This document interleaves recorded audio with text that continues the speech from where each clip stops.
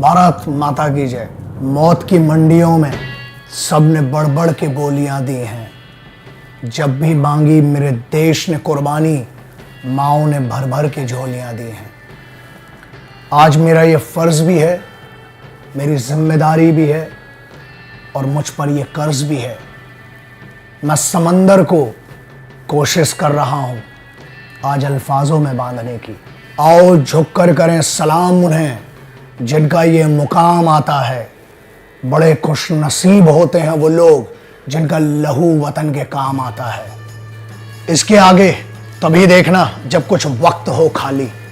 ऐसा है, बहुत सारे कामों के लिए वक्त निकाला जाता है। आज इस देशभक्ति के लिए, आज अपने देश के लिए, उन योद्धाओं के लिए, उन वीरों के लिए, वीरांगनाओं के लिए, उन शहीदों के लिए चंद मिनट आपसे मांग नहीं रहा हूं, सलाह दे रहा हूं। देखना हो देखो, वरना अपने काम पर लग सकते हो, कोई फर्क नहीं पड़ता है। क्योंकि जैसे देश से मोहब्बत है वो तो इसके आगे देखेगा और उसके खून में उबाल आएगा और फिर से इज्जत आएगी। और लहू में लाल रंग तो बहुतों के बहता है। मैं उनकी बात कर रहा हूं जिनके लहू में इंकलाब बहता है, वो देखें। जिनके लहू में तिरंगा बहता है वो देखें।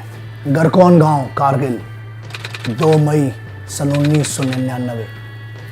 सर्दियों में रजाइयों में लोग जब अंदर थे, वहां एक चरवाहा ताशी नाम गयाल जो अपनी बकरियों को चराने गया, उसकी एक याक खो गई थी।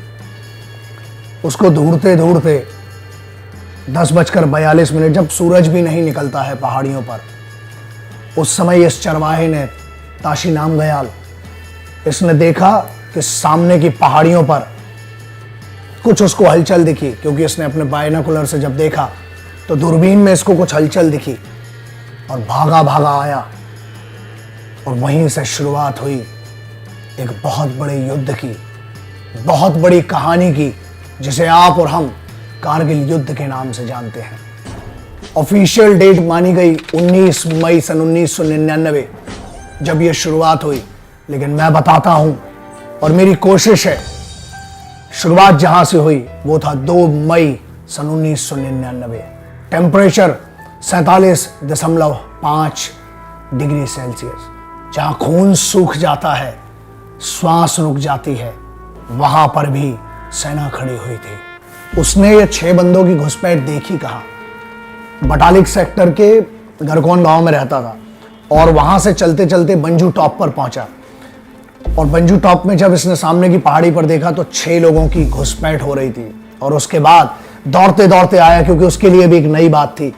और जो वहां के लोकलाइट्स होते हैं और जो हैं, एक बात आपको बहुत अच्छे से ध्यान से रखना पड़ेगी कि वो सब हिंदुस्तानी हैं और उन्हें ये कश्मीर और जम्मू इस मुद्दे से कोई मतलब नहीं है। क्योंकि उनके बाप दादाओं ने जय हिंद, वंदे मातरम, इंकलाब जिंदाबाद और हिंदुस्तान जिंदाबाद कहा है।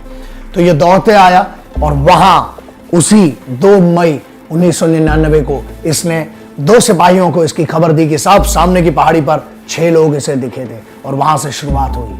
5 मई 1999 को 4 पेट्रोल पार्टीज को इंडियन आर्मी की ऊपर भेजा गया, सर्च पार्टी के जैसा। लेकिन एक हादसा हुआ। हमारे 5 सिपाहियों को बंधक बना लिया गया, उन्हें टॉर्चर किया गया और उनको टुकड़े में काट दिया गया। 6 मई रक्षा मंत्रालय नई दिल्ली के ऑफिस में खलबली मची, क्योंकि जैसे ही खबर पहुंची पहली शहादत की हमारे सिपाहियों की, नॉर्थ ब्लॉक रक्षा मंत्रालय के ऑफिस में मिस्टर जॉर्ज फर्नांडिस के ऑफिस में मची खलबली। जो सोचा ना था वो हुआ।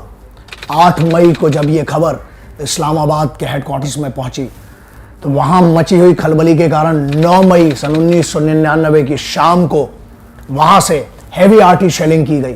पूरा का पूरा एम्यूनिशन डिपो हमारा उड़ाया गया और वहां पर ऑर्डिनेंस हेडक्वार्टर्स जो हमारे थे, वहां पर 127 करोड़ रुपए का नुकसान पहले ही दिन पाकिस्तानी आर्टी शेलिंग के कारण हुआ। 10 मई को कैबिनेट कमेटी ऑन सिक्योरिटी की एक बहुत बड़ी ब्रीफिंग हुई ऑप्स रूम में, जो कि आर्मी का ऑपरेशन रूम है। वहां पर एक स्पेशल ब्रीफिंग में पूरा बताया गया, क्योंकि 10 मई 1999 तक बहुत ज्यादा आर्टी शेलिंग पाकिस्तान की तरफ से होने लगी थी और अब अलार्म बज चुका था और अब अलर्ट होने की बात जरूरी थी, वाजिब थी। 14 मई को जो जाट रेजिमेंट की पहली टुकड़ी गई थी, सर्च टीम थी, पेट्रोल टीम थी, आके आराम कर रही थी। उस समय कैप्टन सौरभ कालिया और उसके साथ उनके कुछ लोगों को वहां से बंधक बना लिया गया, वहां से अगवा कर लिया गया। उसके बाद जो हुआ वो किसी भी युद्ध के नियम के खिलाफ था। पहले उनकी आंखें निकाली गई, उसके बाद उनका सर काटा गया, उसके बाद शरीर के हजारों छोटे टुकड़े किए गए और बोरे में भर के फेंक दिया गया। ये किसी भी युद्ध की नीति, किसी भी युद्ध के नियम के हिसाब से इनह्यूमन था, अमानवीय था।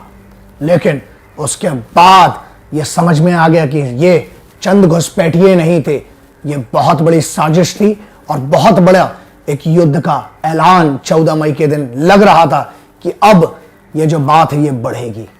बड़ी बात ये थी जो बहुत कम लोगों को पता है, लेकिन पता होना चाहिए कि उसी दौरान जब लेफ्टिनेंट सौरभ कालिया का प्रमोशन हुआ, 1 महीने भी नहीं हुए थे, अपनी पहली पेमेंट भी नहीं ले पाया था वो बच्चा, वो लड़का, वो ऑफिसर कैप्टन सौरभ कालिया अपनी कप्तान के तौर पर पहली पेमेंट भी नहीं ले पाया था।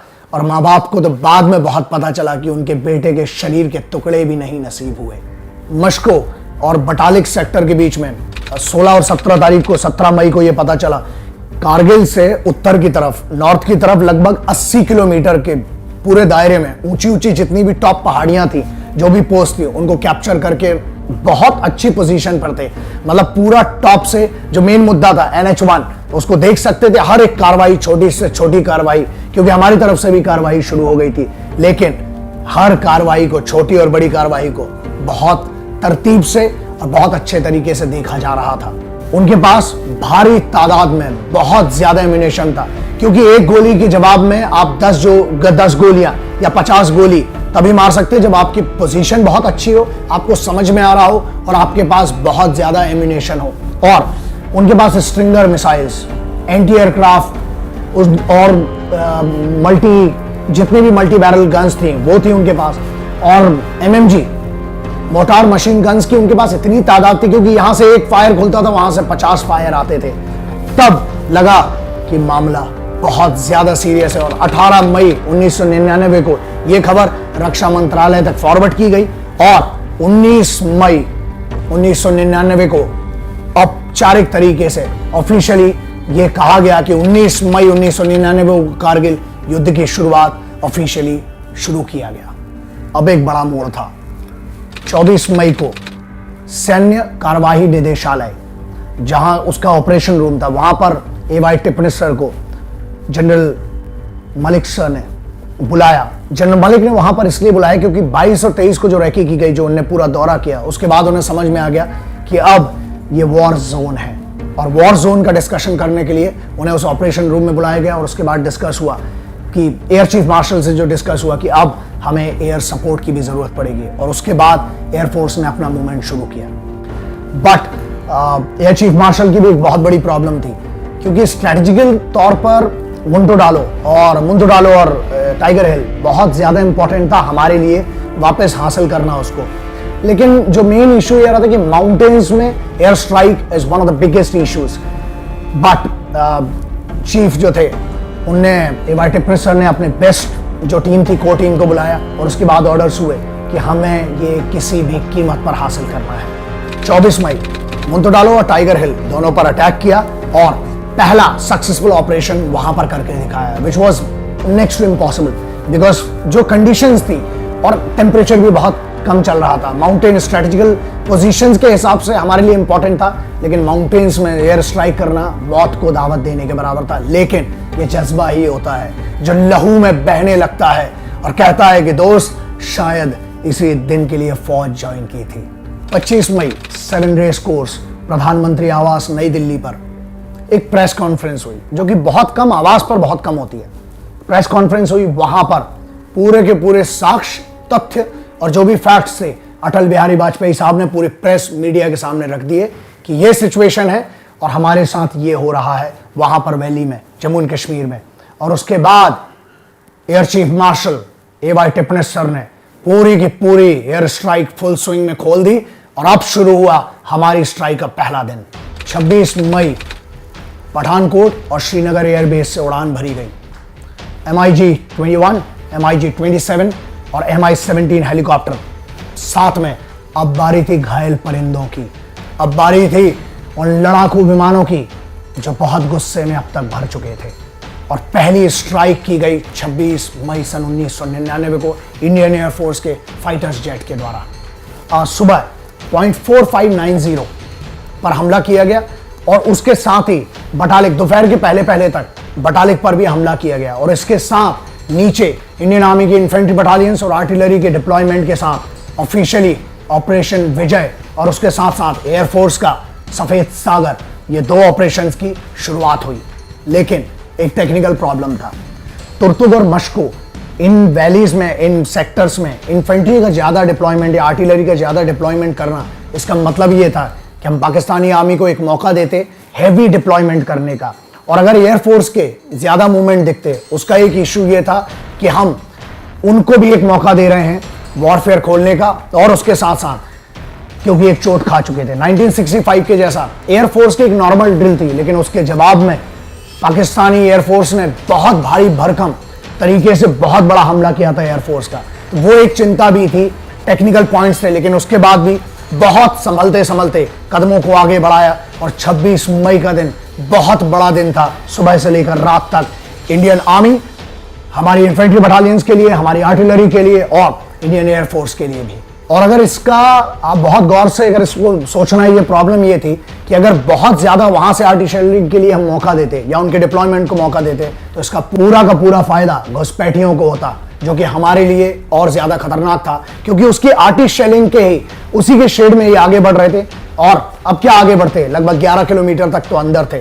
So this was a very technical hitch and बहुत बड़ा कैच था। लेकिन 27 मई की सुबह जो हुआ वो एक बहुत बड़ा इतिहास का, बहुत बड़े इतिहास के पन्नों में लिखा जाएगा। 27 मई 1999 इतिहास में इसलिए भी है क्योंकि इंडियन एयरफोर्स के लिए एक बहुत बुरा दिन था और इंडियन एयरफोर्स के लिए एक बड़ी सीख भी थी, सबक भी था युद्ध के दौरान। जब फ्लाइट लेफ्टिनेंट नचिकेता अपना MiG-27 लेकर उड़े, उसके बाद दुश्मन के एरिया में जब जैसे ही फायर करने का सोचा, लेकिन पहाड़ पर चूंकि ऊंची पोजीशन पर घुसपैठिए बैठे हुए थे, वहां से एक स्ट्रिंगर मिसाइल ने MiG-27 को हिट किया। MiG-27 को जैसे ही हिट हुआ, गिरने के पहले पैराशूट उन्हें अपनी सीट इजेक्ट किया। पैराशूट से जैसे ही उड़े, बस प्रॉब्लम ये हो गया कि वहां से उन्होंने LOC के उस पार लैंड किया, जो कि दुश्मन का एरिया था, और उन्हें बंधक बनाया गया। प्रताड़ना शुरू हुई। प्रॉब्लम ये हो गई थी कि मिग हिट हो चुका है और हमारा पायलट हमें मिल नहीं रहा है, कम्युनिकेशन नहीं था। उसके बाद स्क्वाड्रन लीडर अजय आहूजा ने यहां से मिग से उड़ान भरी, लेकिन दूसरे पहाड़ की चोटी पर बैठे हुए दुश्मन ने फिर से हमला किया। स्ट्राइक हुआ, सेम इजेक्ट किया। और एक बुरी बात यह थी कि वहां से जब पैराशूट से लैंड कर रहे थे, उस दौरान हजारों गोलियों से स्क्वाड्रन लीडर अजय आहूजा को छन्नी कर दिया गया और उनके लाश के टुकड़े जमीन पर नीचे गिरे। लेकिन वही बात है ना कि उस सिपाही ने, उस ऑफिसर ने अपनी इस मां को फिर से उस 27 मई को अपने लहू से सींचा। सबके बस की बात नहीं होती है और सबके नसीब में भी नहीं होता है। शहादत में आंसू तो निकलते हैं, लेकिन उन आंसुओं में गुस्सा बहुत होता है। वो लहू की खुशबू होती है, वो मिट्टी का प्यार होता है।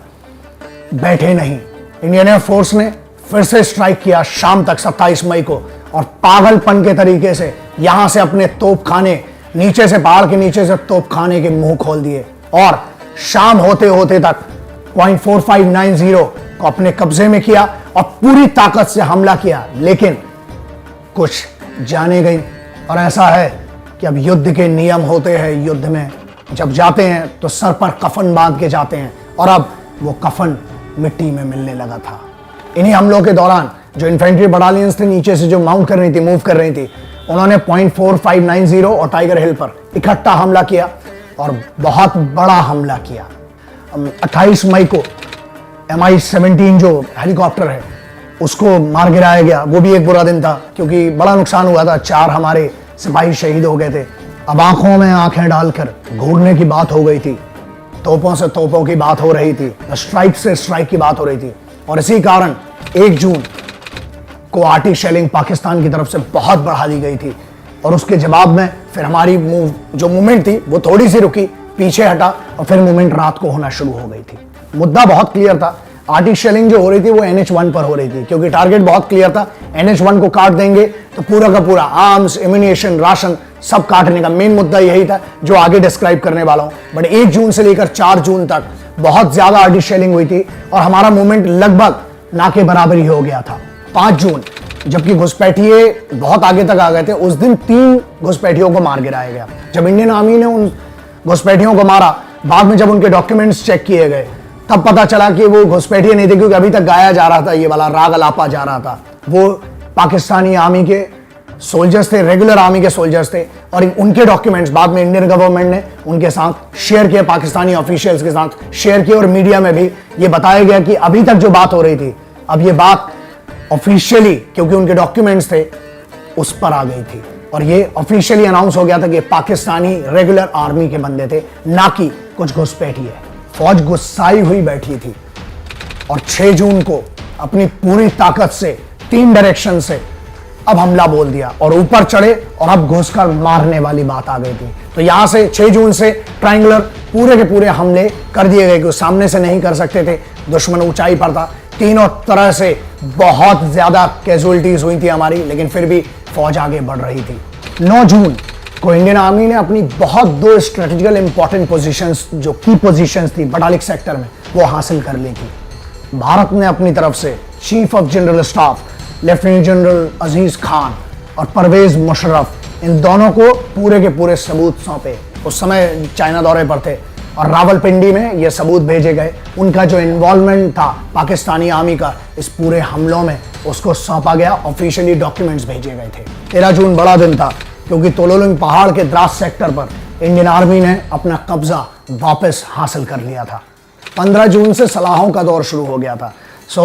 अमेरिकन प्रेसिडेंट बिल क्लिंटन ने परवेज मुशर्रफ को फोन किया, जो बाद में बहुत मीडिया में भी आया, कि उनने सलाह दी कि आप पाकिस्तानी आर्मी को वहां से वापस कर लें। 14 जून से लेकर 28 जून तक बहुत ज्यादा यही शेलिंग, यही फायरिंग, और बहुत ज्यादा हमारे वो जो भी था बराबरी की थी, कोई नहीं कह सकता था कि जीत हार क्या थी। उसके बाद 29 जून को टाइगर हिल के 2 बहुत इंपॉर्टेंट पॉइंट्स थे, जो स्ट्रेटेजिकल भी थे और वाइटल पॉइंट्स थे, उसको हासिल करने में इंडियन आर्मी ने एक कामयाबी हासिल की, जो कि थे पॉइंट 5060 एंड पॉइंट 5100।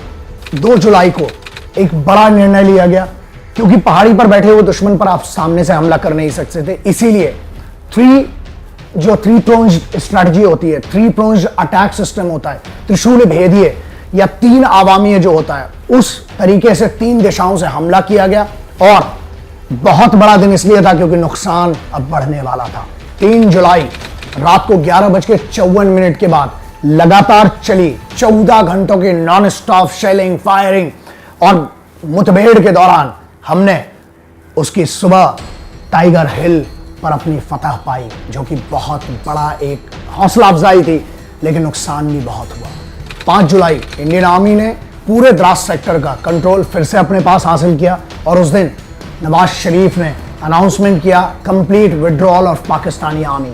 उनके पूरे विड्रॉल का अनाउंसमेंट भी उसी दिन हुआ था। 7 जुलाई बटालिक में है जुबार हाइट्स, जो कि हमने हासिल किया था, and that was a very big day. 11 July Pakistani army ने ऑफिशियली अपना विड्रॉल जो था वो शुरू कर लिया। पाकिस्तानी फौजें पीछे हटना शुरू करी और जितने भी की पॉइंट्स थे बटालिक में, उस पर इंडियन आर्मी ने अपना कब्जा पूरी तरह से वापस पा लिया। 14 जुलाई 1999 को प्राइम मिनिस्टर अटल बिहारी वाजपेयी साहब ने ऑपरेशन विजय की सक्सेस की घोषणा की, एंड उसी दिन अपनी शर्तें भी पाकिस्तान से आगे होने वाली सभी बातचीतें जो भी करना थी उसकी शर्तें क्लियर कर दी कि अब अगर बातचीत होगी तो हमारी शर्तों पर होगी। 15 से 25 जुलाई तक बहुत बड़े बड़े सर्च ऑपरेशंस किए गए चारों तरफ, पूरी घाटियों में, पूरी पहाड़ियों पर, पूरे सेक्टर्स में। और उसके बाद हमारे जो सिपाही थे, शहादत जिनकी हुई थी, उनकी चिताएं जलाई गई। लेकिन बात उससे बड़ी यह है कि हमने दुश्मन के भी जो हमारे पास जो उनकी लाशें थी, क्योंकि उनके देश ने तो लेने से मना कर दिया था, लेकिन कोई बात नहीं, हमने उसके बाद भी अपने दुश्मनों की लाशों को भी इज्जत से दफनाया। यही है युद्ध का नियम। सिपाही किसी भी देश का हो, वो अपने देश के लिए लड़ रहा है और हम उसकी इज्जत करते हैं। यही फौज के नियम, एथिक्स में आता है और बहुत जरूरी चीज है। इसीलिए हमने उनके भी सिपाहियों को इज्जत से दफनाया, उन्हें इज्जत दी, क्योंकि उन्हें ये हक है, उन्हें हक है इज्जत से दफन होने का, ना कि उन्हें नकारा जाए या उन्हें यह बोला जाए कि शायद ही हमारे सिपाही नहीं है। तो Indian army stands for that dignity and stands for that soldierhood. 26 July complete eviction of Pakistani intruders, ये इंडियन आर्मी ने अनाउंस किया और इसके बाद ऑफिशियली कारगिल विजय दिवस और कारगिल युद्ध की घोषणा की गई और उसकी विजय की, सक्सेस की घोषणा की गई इंडियन आर्मी के द्वारा और फिर उसके बाद भारत सरकार के द्वारा। अभी तक था डॉक्यूमेंट्स की जुबानी, अब एक सिपाही की जुबानी कि वहां हुआ क्या। हो सकता है डेट और समय से आपको कुछ लेना देना ना हो, लेकिन उस सिपाही के लिए बहुत महत्व रखता है, उन परिवारों के लिए जिनने लहू दिया है इस वतन के तिरंगे के लिए, जिनने लहू दिया है इस देश के लिए। तो अब बात करते हैं, समझाते हैं और समझते हैं कि यह हुआ कैसे, क्यों हुआ, किसकी गद्दारी थी, किसकी मक्कारी थी और किसका लहू फिर से भारत माता के पैरों में गिरने वाला था। कारगिल विजय दिवस। अब मुझे इस बात की बहुत खुशी है कि हमारा इंडियन यूथ जो है वो बहुत सारे डेज मनाता है और मनाना भी चाहिए, अभी आपकी उम्र है और बहुत अच्छी बात है। बस एक बड़े भाई और एक घर के एक सदस्य के जैसा, घर के एक सदस्य के जैसा और घर के एक फैमिली मेंबर के जैसा सिर्फ एक सजेशन है आपको कि कुछ दिन भारत के लिए भी मनाइए, और वो है हमारा जैसा एक कारगिल दिवस है। कुछ नहीं दे सकते हैं आप, लेकिन आप एक सुकून दे सकते हैं, क्योंकि कर्ज तो है दोस्तों, इस खुली हवा में श्वास लेने का कर्ज भी है आप पर, वो आजादी की फीलिंग करना भी एक कर्ज है आप पर, अपने घर में सुख चैन से बैठना और अपना एंजॉयमेंट करना और वाईफाई यूज करना ये भी कर्ज है आप पर। और आजादी भीख में नहीं मिली है, छीनी गई है, कमाई गई है और बहुत लहू बहाया गया है। कारगिल में जो द्रास सेक्टर में तिरंगा लगा है, कारगिल वॉर मेमोरियल में, जिसे हम विजय स्तंभ या विजय दिवस के तौर पर लगाया गया था, विजय स्तंभ है वो समझ लीजिए, वहां पर जो तिरंगे का पोल की हाइट है वो है 100 फीट और जो उसका साइज है वो है 35 बाई 27, 35 बाई 27, इतना बड़ा है।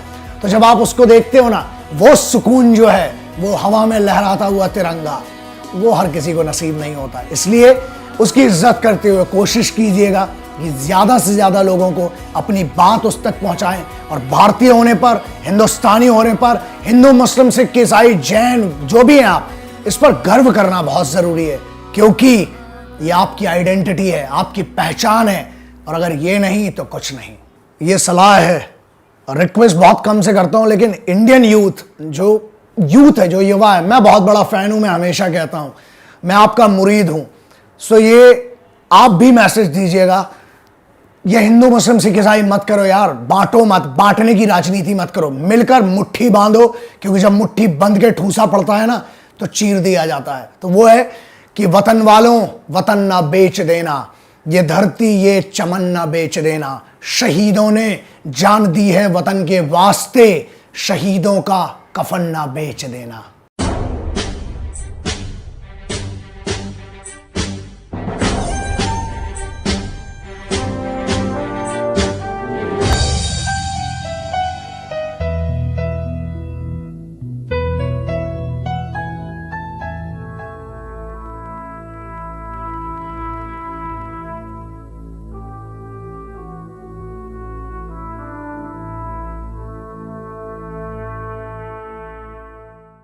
हमेशा लोग कहते हैं कि सिपाही दूसरों से अलग कैसा है, आप भी एक सिपाही हैं। इस देश में जो भी आदमी ईमानदारी से घर पर एक रोटी कमा के लाता है, ईमानदारी से अपने बच्चों को खिलाता है, every individual is a soldier who is earning his bread and butter with the honesty. बहुत भावुक हो जाता हूं जब मैं सिपाहियों की बात होती है, क्योंकि दोस्त, दुनिया में किसी भी जंग ने कभी किसी को कुछ नहीं दिया है। आपको भी, आपने कभी अपने हाथों में लाशें नहीं ली हैं। वो जब लाशें लेंगे तब आपको पता चलेगा कि वो एहसास क्या होता है जब अपनों का लहू आपके हाथ में लगता है। वो अलग बसंती है, वो हर के समझने की बात नहीं है। हर आदमी सिपाही है और जंग कभी किसी को कुछ नहीं देती है। एक वॉर से सिर्फ और सिर्फ नुकसान होता है, चाहे बॉर्डर के इस पार हो चाहे बॉर्डर के उस पार हो, सिर्फ नुकसान होता है। तो उनकी इज्जत है।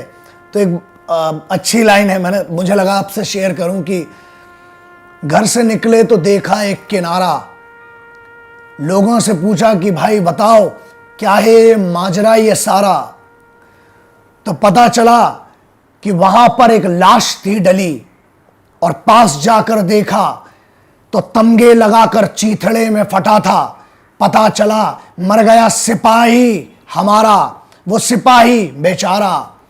जब उसकी जर्जर स्थिति देखी तो मालूम हुआ कि भूख से मरा था तमगे लगाकर, वो सिपाही था इस देश का बेचारा।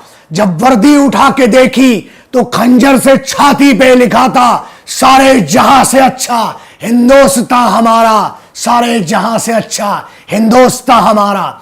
उस जज्बे की, उसकी कदर करना, हर हिंदुस्तानी के लिए और दुनिया के हर सिपाही की इज्जत करना हमारा फर्ज है, हमारा कर्ज है, और उसको निभाना बहुत जरूरी है। और मुझे लगता है कि आप सबको इस बात पे गर्व होना चाहिए कि कोई आपके लिए बैठा है वहां पर, सर्दी में गर्मी में अपने लहू को सुर्ख करने के लिए, अपने लहू को सुखाते हुए आपके लिए लड़ रहा है दोस्त। उनके लिए कुछ नहीं कर सकते हो, दुआएं करो और इज्जत करो। आओ झुककर करें सलाम उन्हें जिनका यह मुकाम आता है। बड़े खुशनसीब होते हैं वो लोग जिनका लहू वतन के काम आता है। जय हिंद, वंदे मातरम, इंकलाब जिंदाबाद, भारत माता की जय।